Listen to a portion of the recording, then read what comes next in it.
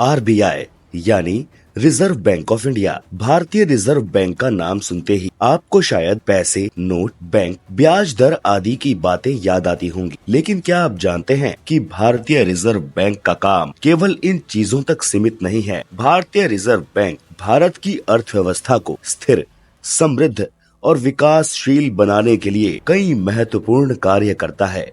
भारतीय reserve bank की स्थापना 1 अप्रैल 1935 को हुई थी। आरबीआई की स्थापना आरबीआई एक्ट 1934 के आधार पर हुई थी, जब भारत ब्रिटिश शासन के अधीन था। इसके पहले गवर्नर सर ओसवाल्ड स्मिथ थे, जो एक ब्रिटिश नागरिक थे। भारत के पहले गवर्नर सीडी देशमुख थे, जो 1943 से 1949 तक पदस्थ रहे।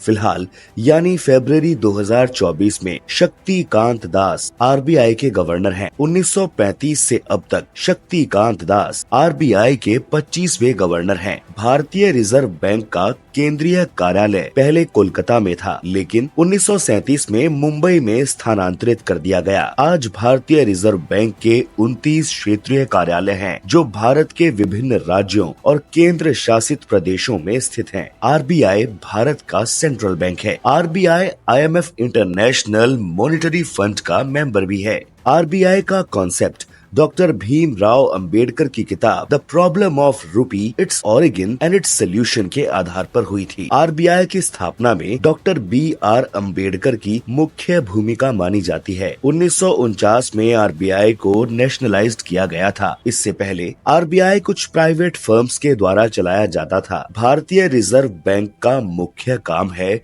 मौद्रिक नीति बनाना और लागू करना। मौद्रिक नीति का मतलब है पैसे की मात्रा, मूल्य और प्रवाह को नियंत्रित करना। भारतीय रिजर्व बैंक का लक्ष्य है मूल्य स्थिरता बनाए रखना, अर्थात इन्फ्लेशन और डिफ्लेशन को रोकना और विकास और रोजगार को बढ़ावा देना। भारतीय रिजर्व बैंक का एक महत्वपूर्ण काम है वित्तीय प्रणाली का विनियमन और पर्यवेक्षण करना। वित्तीय प्रणाली में बैंक, बीमा कंपनियां, निगम, निधि, बाजार आदि शामिल हैं।